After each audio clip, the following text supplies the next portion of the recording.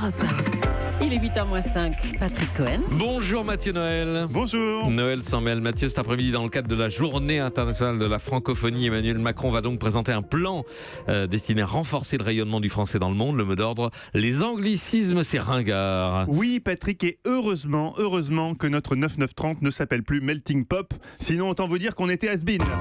Car oui, en amont de cette journée de la francophonie, Emmanuel Macron, le président de la Startup Nation, anciennement connu sous le nom de France, a décidé de brainstormer avec sa team francophonie pour drafter à SAP des mesures à la fois bottom-up et top-down pour redorer le blason de la langue de Molière. Rigole the blason of the Jean-Baptiste Poquelin style.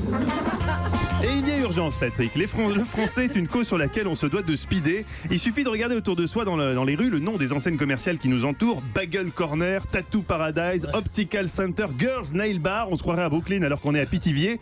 Non, on est sur une trend là, Patrick. Une trend, perso, ça me fait bader. Hein. Hélène, qu'est-ce que vous en dites? Keep cool, mec. Oh, keep it cool. Moi, j'ai pas envie de keep it cool, moi, Hélène. J'ai pas envie de laisser l'anglais nous envahir, surtout si c'est pour nous vendre des bagels au cream cheese. Alors certes, le français est une langue difficile, exigeante. Tout le monde est... nous sommes tous égaux. Oui, mais les arguments des publicitaires sont fallacieux. Ils avancent en effet que par rapport au français, l'anglais permettrait de dire les choses plus simplement en moins de mots.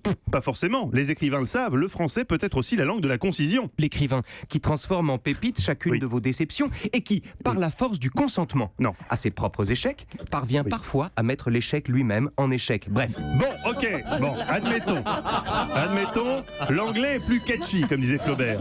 Mais selon les experts marketing qui ont suggéré par exemple à ce coiffeur de chamouille d'appeler son salon World Cut, l'anglais ne serait pas seulement plus concis, il serait, je cite, plus moderne, plus rêve américain, plus funky.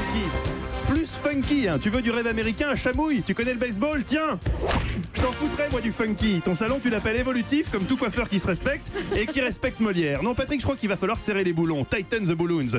Mais bon sang, dites quelque chose Patrick. Brian is in the kitchen. Mais non, pas ça. Non, au Québec ils ont réagi. Une loi est passée au Québec. Désormais la chaîne de fast-food KFC, Kentucky Fried Chicken, ne s'appelle plus KFC mais PFK, poulet frit du Kentucky. Alors oui c'est ridicule, mais comme ils avaient déjà Garou, ils étaient plus à ça près. Mais nous aussi, sans aller jusqu'à légiférer, faudrait qu'on agisse pour sauver la langue française. Mais qu'est-ce qu'on pourrait faire, Patrick? On va faire un teasing. Non, ça c'est con par exemple. En revanche, là où je dis chapeau, c'est sur votre initiative d'hier.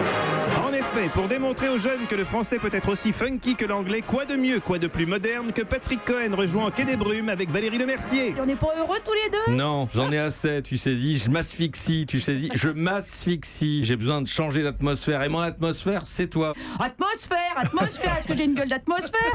Bravo Patrick. Comme disait la Martine, c'était vraiment high level. Continue comme ça, man. J'adore ton morning. Moi, j'adore ton noun. Oh, j'adore mon noun, il rebondit en plus. Et justement, dans mon noun spécial langue française tout à l'heure avec Sophie Larmoyer et Nicolas Caro. Eh ben, ça va donner.